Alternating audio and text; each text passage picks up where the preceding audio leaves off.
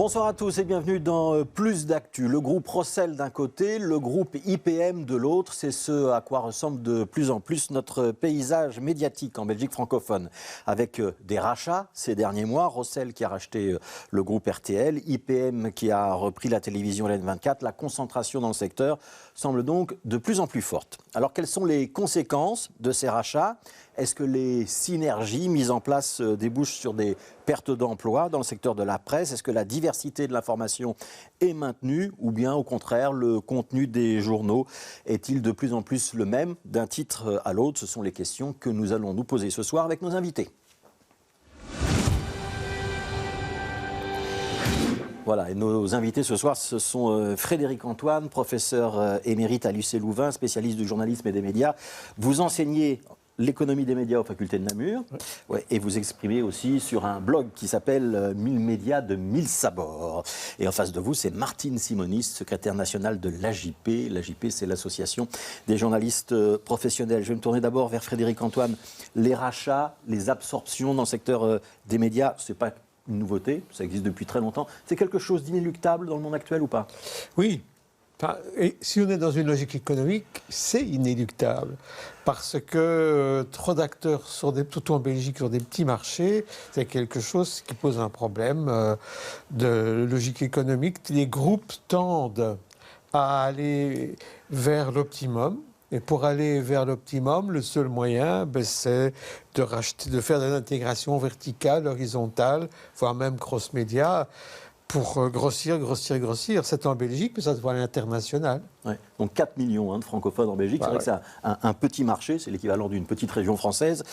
Aujourd'hui, ce qu'on entend souvent, ce qu'on lit souvent de la part des patrons de presse, c'est que leur principal concurrent dans le monde de la presse ou dans le monde des médias, c'est pas un autre titre de presse, c'est pas un média, c'est Google, c'est Netflix, c'est Facebook.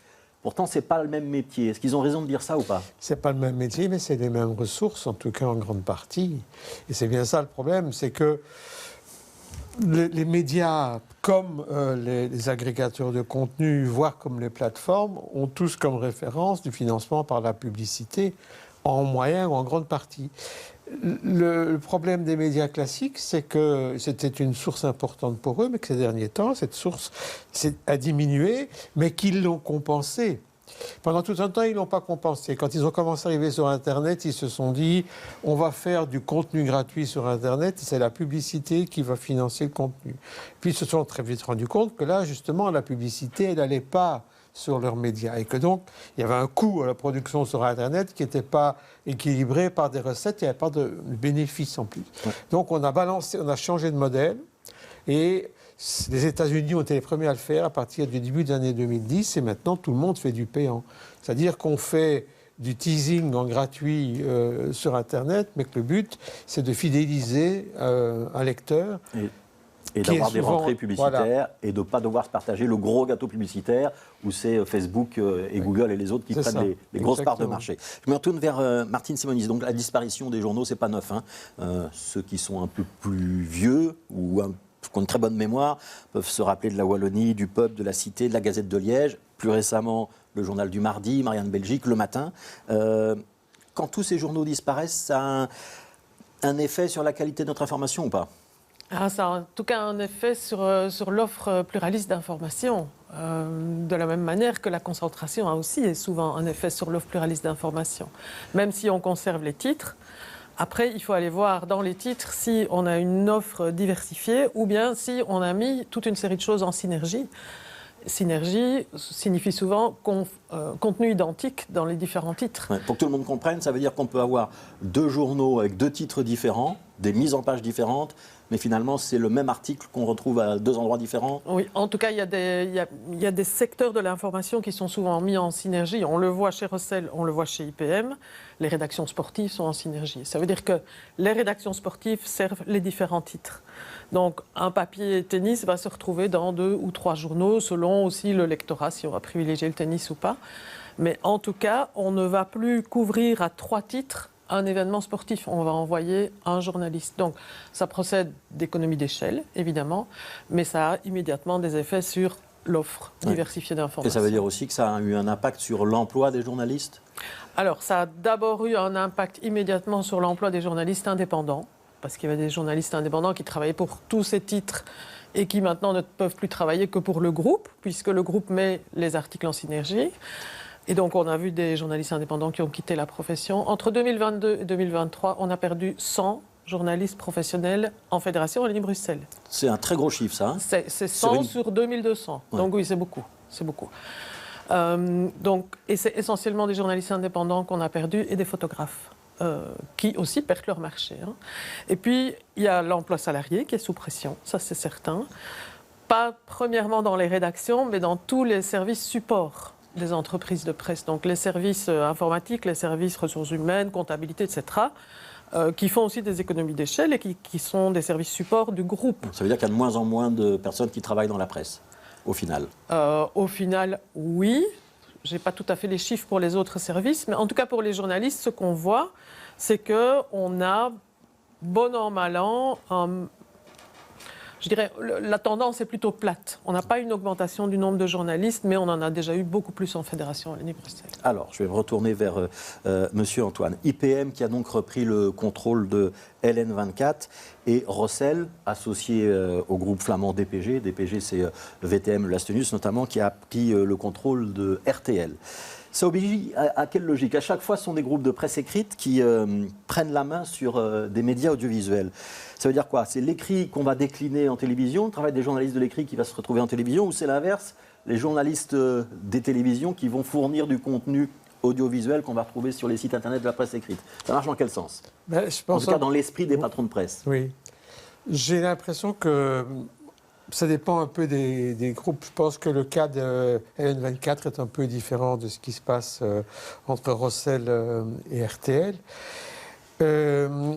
En fait, c'est une vieille histoire, hein, parce que lorsque RTL Belgique a été fondé fin des années 80, Audiopresse, qui était un des actionnaires, derrière, il y avait les journaux. Parce qu'on avait associé les journaux pour que ce qu'ils perdaient en pub par l'arrivée de la pub sur RTL, ils le récupéraient de l'autre côté. Et à l'époque, les journaux contribuaient au contenu rédactionnel d'RTL. Et donc, il y avait une sorte d'association. Et puis, ça a disparu. Finalement, Audiopresse, c'était juste une pompe pour donner de l'argent aux entreprises de presse. Et aujourd'hui, ça revient avec le fait qu'il y a ce retour entre... Là, il y a une différence. C'est que l'entreprise de presse, c'est le propriétaire, voilà, l'actionnaire, c'est le décideur. C'est un peu l'inverse. Oui. C'est effectivement un peu comme ça que ça se passe, même si, en gros, RTL et Rossel et DPG ont repris RTL Belgique, d'abord pour les recettes publicitaires. Donc c'est une question de contrôle du marché publicitaire, essentiellement? Dans un premier temps, c'était essentiellement ça. Autrement, DPG n'aurait pas été intéressé a priori. Enfin, sinon, de manière très secondaire, parce qu'il peut mettre sur RTL, c'est qu'il commence déjà à se passer. Mais ce qu'on voit les c'est qu'actuellement, il commence à y avoir, c'est très lent, une sorte d'échange entre les éléments rédactionnels ou plurirédactionnels de chez Rossel et de RTL. Donc ça, on commence à l'observer. Voilà, c'est-à-dire que par exemple, il y a un magazine qui va être une association entre Sudinfo et RTL. Ou bien il y a des moments où par exemple le journaliste du soir qui suit un événement sportif très loin, eh bien il va faire un billet qui va passer dans le journal de la télévision. Ouais. Martine Simonis, ça pose aussi la question de la différenciation de tous ces métiers qu'on regroupe sous le nom de journalisme. Être reporter en TV, en radio, en presse écrite, c'est le même métier. Est-ce que demain, les futurs journalistes, ils vont devoir être capables de faire les trois? Ou voir les quatre avec le web, voir autre chose avec les réseaux sociaux, voir des choses qu'on n'a pas encore imaginées. Et pourtant, c'est des métiers différents. Je veux dire, on peut être bon en radio et très mauvais en presse écrite, mais vous avez une convergence des médias qui fait qu'un journaliste de l'avenir me le disait encore hier, j'ai été prendre des photos pour le journal, j'ai dû faire de l'image pour LN24. Et puis il ramène son billet aussi, parce qu'on ne fait plus que de la photo maintenant, on fait aussi toute la légende et le papier qui va avec. Donc, les métiers, ils ont changé, ça c'est sûr. Nous, ce qu'on regrette un peu, c'est que les spécialisations, quand elles s'estompent, c'est aussi de l'expertise qui part. On ne peut pas être bon sur tous les métiers, ou alors il faut vraiment avoir beaucoup de talent. Mais oui, dans les écoles de journalisme, maintenant, sur le marché, arrivent des jeunes journalistes qui peuvent toucher à tout, ça c'est sûr. Et avec talent? Il y a beaucoup de jeunes talentueux. Alors, je voudrais me tourner vers Frédéric Antoine. Je voudrais qu'on s'arrête pendant 2 minutes avec vous sur la presse écrite. On va laisser pour l'instant l'audiovisuel de côté.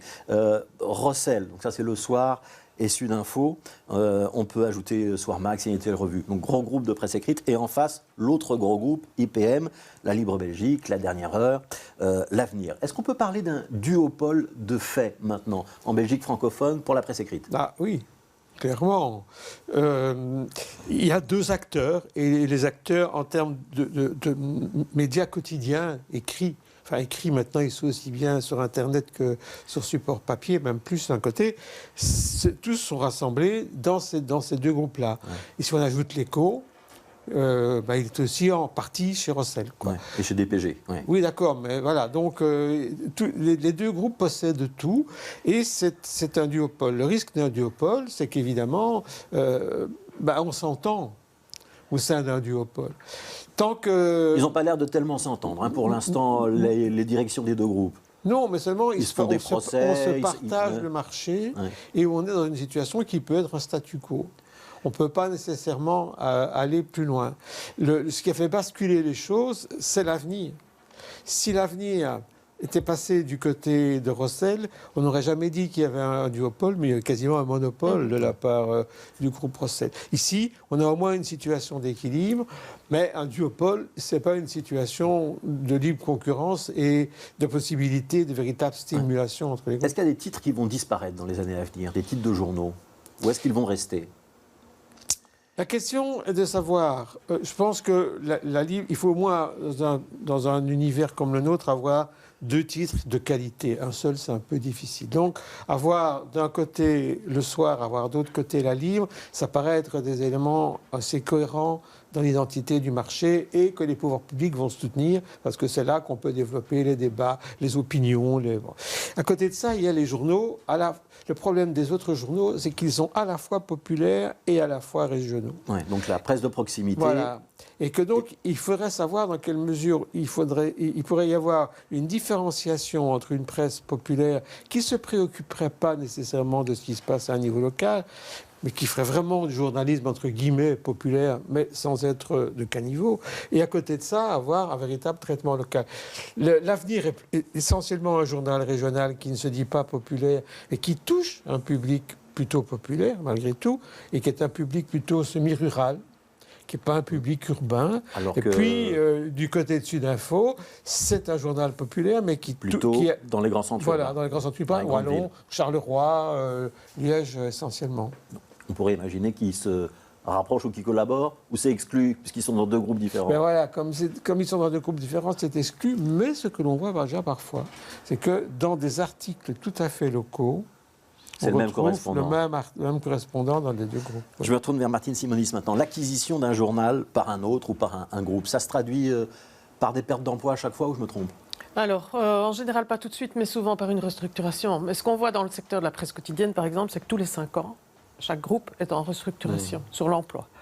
Et donc, Netis, quand il était propriétaire de l'Avenir, avant qu'IPM ne le devienne, a fait une énorme restructuration, 30 emplois perdus à la rédaction.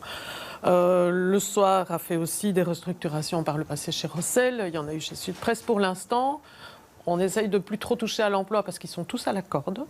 On n'est pas très à l'aise avec l'emploi dans les rédactions pour l'instant. C'est-à-dire que si on baisse encore d'un cran, ça va se ressentir sur la pagination, sur ce qu'on sera en capacité de produire. Et ça se ressent déjà. En fait, ce qu'ils font pour l'instant, toutes les entreprises de presse, ce qu'elles ont fait ces derniers mois et ce qu'elles font actuellement, sont des plans d'économie. Donc, il y a un chiffre qui est cité partout, 1 million d'économies par an de façon structurelle. Et on dirait que c'est l'objectif de chaque entreprise. Donc, dans chaque rédaction, on dit aux rédactions, on va économiser 1 million. Oui, pour toute l'entreprise, pas seulement pour la rédaction. Et ça vient de plusieurs choses, mais ça, les entreprises de presse, c'est comme toutes les autres. Il y a l'inflation sur les salaires qu'il faut financer d'une manière ou d'une autre. Il y a le prix de l'énergie, il y a le prix du papier aussi qui est monté, mais qui est maintenant redescendu à un prix presque normal. Donc tout ça fait en sorte que la structure des coûts est beaucoup plus lourde à porter. Et donc il faut soit des nouvelles recettes, mais on l'a dit, le modèle numérique payant ne fonctionne pas comme il devrait fonctionner pour apporter suffisamment de recettes, soit de travailler sur les coûts à ce moment-là. Et c'est les plans d'économie qu'on voit, en espérant que ces plans d'économie soient suffisants et qu'on n'arrive pas à des plans de restructuration sur l'emploi. Alors, c'est le thème suivant. Je voudrais vous poser la question suivante. Quand il y a des regroupements ou des rachats, Est-ce qu'on demande l'avis des journalistes? Et j'explique pour les téléspectateurs, les auditeurs. La société des journalistes ou l'association des journalistes professionnels que vous représentez, ce n'est pas la même chose qu'un syndicat. Est-ce qu'on parle avec les journalistes, notamment sur on va faire ça avec notre journal ou avec notre télévision, on va prendre telle ou telle direction? Est-ce que vous êtes consultés? Est-ce que les journalistes sont consultés? Alors, les journalistes devraient être consultés. Il y a un décret qui l'organise, le décret sur les aides à la presse quotidienne. Donc, en presse quotidienne, les sociétés de journalistes devraient être consultées sur ce qui touche à l'organisation des rédactions. Voilà ce qui est mis dans le décret. C'est à la fois énormément de choses et rien du tout. On peut toujours dire, mais non, ce n'est pas l'organisation des rédactions, c'est autre chose. Mais s'il y a un repositionnement éditorial ou si on fait de grosses économies, on consulte les journalistes ou pas? Pas toujours. Donc le décret dit aussi qu'il faut les consulter sur les modifications de lignes rédactionnelles. Mais les modifications de lignes rédactionnelles, en général, c'est lent. C'est certain, mais c'est très lent. Et donc, à quel moment est-ce qu'il faut consulter? Le décret ne le dit pas. Et sur la nomination des rédacteurs en chef. Mais même sur ces 3 points-là qui sont listés par le décret, on voit que les journalistes sont ou bien pas consultés, ou consultés quand toutes les décisions sont prises, ou bien quand ils sont consultés, on ne tient pas nécessairement compte de leur avis. Donc, en fait, les rédactions, et c'est là qu'il faut travailler en Fédération Wallonie-Bruxelles, elles n'ont pas le poids qu'elles méritent dans les entreprises de presse. Les entreprises de presse, ce n'est pas des entreprises comme les autres, parce que l'information, c'est un bien public. Et parce que l'information, c'est un bien public, il ne faut pas traiter les entreprises de presse comme toutes les entreprises, comme si elles fabriquaient de la litière pour chat. Ce n'est pas ça. Elles fabriquent de l'information. Donc c'est super important de protéger la rédaction et de lui donner un statut. D'ailleurs, dans la déclaration de politique communautaire, il y a un passage où on dit le gouvernement de la Fédération Wallonie-Bruxelles va par décret donner un statut aux rédactions. Ouais. Il y a une idée qui revient souvent, Martine Simonis, c'est l'idée qu'on doit lier l'aide à la presse. Et l'aide à la presse, c'est quand même près de 30 millions par an, si je ne me trompe pas, qui sont presse versés, quotidienne, 13-14 millions pour l'instant. Qui sont versés pour aider les journaux, notamment à être distribués. Et de dire, il faudrait lier l'aide à la presse au respect d'un certain nombre de principes, dont par exemple la reconnaissance d'une société de journalistes avec laquelle on travaillerait de manière régulière. Pourquoi est-ce que ça n'avance pas, cette idée? Alors, en fait, c'est déjà dans le décret, mais le décret, il dit, s'il existe une société de journalistes, alors vous devez la consulter. Il n'y a pas de société de journalistes à Sud Presse. Il n'y a pas de société de journalistes à la dernière heure. Il y en a une à la Libre, il y en a une au Soir, il y en a une aux éditions de l'Avenir. Mais donc, là où il faudrait peut-être le plus consulter les journalistes, ils ne se sont pas constitués en société de journalistes. Donc, en fait, c'est un décret qui s'applique si on lui donne les conditions d'application, si on l'organise en amont. Autrement pour l'instant, dit, c'est pas le cas. On est souvent dans le rapport de force. Alors, je me tourne vers Frédéric Antoine. Je voudrais aborder un autre versant de la question. Je voudrais avoir un petit mot de votre part sur les autorités de la concurrence, parce qu'elles peuvent parfois s'opposer à un rachat, à une fusion, à une absorption. On l'a vu en France. M6 et TF1 devaient se marier, ça a été cassé par l'autorité de la concurrence française. Même chose aux Pays-Bas, avec RTL qui devait se marier avec Talpa, qui est une grosse société de production. C'est notamment eux qui avaient inventé le concept de Love Story. En Belgique, on n'a pas d'autorité de la concurrence ou elle ne s'occupe pas des médias? Si, il y a eu un avis de l'autorité de la concurrence concernant le rachat de RTL Belgium par le consortium Rossel-DPG. Il y en a eu un, mais qui estimait qu'il n'y avait pas véritablement d'entrave au marché par ce rachat, ce qui est quelque chose d'étonnant. Parce qu'effectivement, Rossel seul possédait déjà une part importante du gâteau publicitaire en Belgique francophone. Et si vous rajoutez la part de RTL, c'est encore une part plus importante. Et DPG est déjà le principal groupe néerlandophone. Donc, il y avait quelque part une situation qui n'était pas très différente de ce qu'il y avait en France ou aux Pays-Bas. Ouais. Est-ce que je dois comprendre, derrière vos propos, Frédéric Antoine, que si on avait été en France ou aux Pays-Bas, ce rachat d'RTL par DPG et Rossel, il n'aurait peut-être pas été accepté? Oui. En fait, Rossel savait que si seul il rachetait RTL Belgique, ce serait refusé par l'autorité de la concurrence. Ouais. Et une des raisons pour lesquelles DPG est entré dans la mécanique, c'est parce que en ayant deux acteurs qui rachetaient, il y avait une mise en relation un peu plus légère du rapport à la non-concurrence. Ouais. Et donc on a dilué un petit peu sur les marchés francophones et néerlandophones, si je comprends bien votre... On a dilué un peu les choses pour que ce soit moins l'idée d'une concentration unique du côté francophone et entre un acteur classique et un acteur audiovisuel. Alors, je vous repose quand même la question qu'on se posait depuis le départ dans cette émission. Est-ce que ces mouvements de concentration, ils nuisent à la diversité de l'information, à la diversité des opinions qui s'expriment au travers des médias? Et est-ce qu'on est dans un risque de pensée unique? On va nuancer tout de suite un petit peu en disant qu'à côté de ces deux grands groupes privés, il reste quand même des services publics, oui. La RTBF au niveau de la Fédération universelle, les télévisions locales comme par exemple BX1, donc c'est pas anodin quand même, mais est-ce que malgré tout, il y a un risque de perte de diversité de l'information et des opinions? Martine Simonis. Oui, mais pas seulement en raison de la concentration. Donc, vous pouvez avoir des groupes sur un marché qui sont concentrés, mais qui maintiennent une offre éditoriale diversifiée. C'est une démarche qui n'est pas fréquente, mais c'est tout à fait possible. C'est possible de dire, je prends DPG, moi j'ai Utlaatste News et j'ai De Morgen, et je veux que les lignes rédactionnelles soient différentes, je ne veux pas de synergie entre les rédactions, etc. Donc on garde des rédacs-chefs différents, des rédactions complètement différentes et des orientations même politiques qui sont différentes, dans les deux cas que vous citez. Ouais. Mais la difficulté, c'est vu les difficultés économiques des entreprises de presse actuellement, c'est pas ça qui se fait. Les synergies, elles arrivent aussi dans les rédactions, et c'est ça qu'il faut, je dirais, bloquer, si on peut, mais en tout cas qu'il faut encadrer.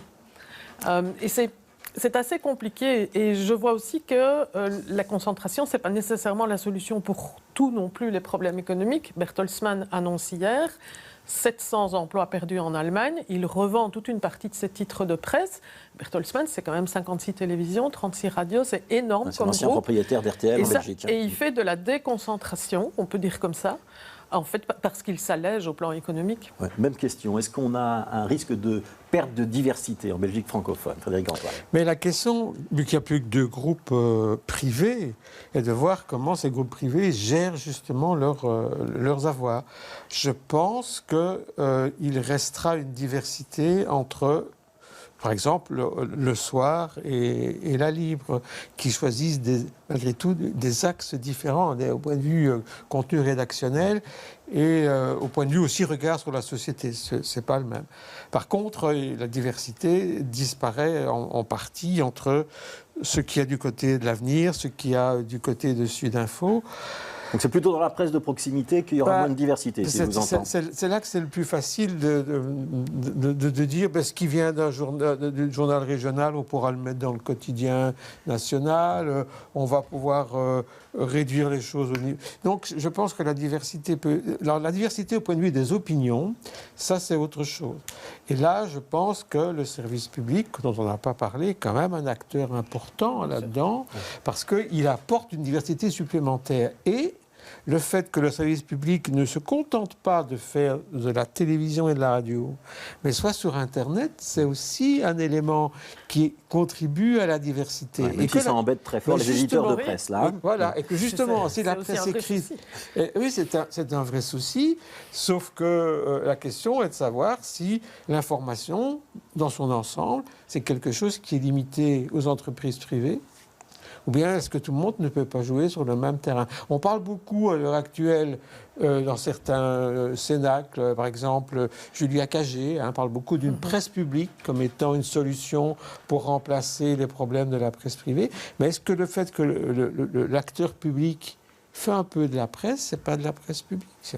Alors, toute dernière question, mais vraiment rapidement, parce qu'il nous reste moins d'une minute, Martine Simonis. Est-ce que demain, l'avenir des médias, ça va être aussi des podcasts, des sites internet qui seront indépendants des grands groupes de presse? Vous y croyez, ou économiquement c'est pas viable en Belgique francophone? Ils seront indépendants des grands groupes de presse, mais oui, mais il y a un foisonnement d'entreprises de presse qui ne sont pas dans des grands groupes, et c'est ça aussi la diversité pour moi. C'est les 12 télévisions locales, c'est la RTBF, c'est la presse privée, les groupes dont on a parlé, mais c'est aussi quantité de médias qui sont des médias qualitatifs, mais qui des médias de niche. Peut-être pas un grand public pour l'instant, ni le seuil de rentabilité. On est d'accord, mais là où les journalistes professionnels travaillent en Fédération Wallonie-Bruxelles, on a compté les médias, il y en a 150. Moi, je ne le croyais pas moi-même, j'ai recompté. Donc 150 dans les petits médias sans que ce soit péjoratif. Oui, il y a parfois des tout petits médias, genre 2-3 journalistes, mais ça veut dire qu'on a quand même ici une offre importante, mais les grands groupes, en effet, sont dans des mouvements de concentration. Peut-être quand même dire deux mots de ce qui se passe au niveau européen, parce que... Très rapidement, parce que c'est la fin. Parce que là, on travaille beaucoup sur les questions de concurrence et de pluralisme au niveau européen, et on va avoir des nouvelles législations qui vont arriver ici, en Belgique, et dans tous les pays de l'Union européenne. Et on aura peut-être l'occasion d'en reparler. Merci beaucoup, Frédéric Antoine, donc professeur d'économie des médias aux facultés de Namur et auteur de 1000 médias, 2000 sabords. C'est bien le titre du blog. Ça, ouais. Et Martine Simonis, secrétaire nationale de l'Association des journalistes professionnels. Demain, dans Plus d'Actu, on débattra de l'Ukraine et de la très probable visite du président Volodymyr Zelensky à Bruxelles, du soutien militaire à l'Ukraine, des rôles respectifs de l'Union européenne et de l'OTAN, et aussi d'une éventuelle adhésion de l'Ukraine à l'Union européenne. Ce sera avec Alain Neve, il est chercheur à l'Institut Royal Supérieur de Défense, et Philippe Lamberts, qui est le coprésident du groupe des Verts au Parlement européen. Et puis demain matin, dans Bonjour Bruxelles, notre matinale, on recevra notamment Cédric Pierre de Parmentier et Delphine Houbat. Continuez à bien vous informer et à demain.